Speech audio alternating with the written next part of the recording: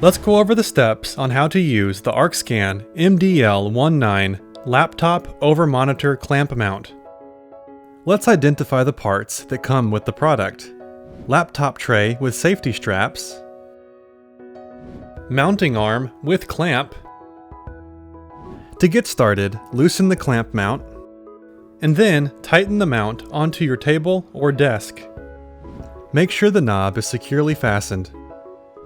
Loosen the adjustment screws and move the arms into position. And then you can tighten the arm in any position that is needed. If the adjustment screw is hitting what you've clamped the mount to and is unable to rotate and tighten or loosen, you can pull outward to disengage the screw and allow for free rotation.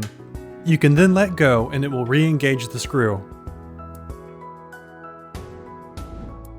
Now, with the adjustment screws tight, screw the laptop tray onto the mount arm.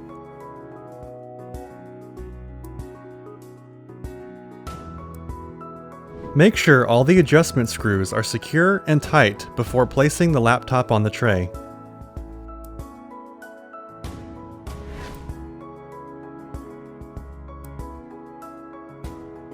Finally, tighten the safety straps around the base of the laptop to keep it securely in place.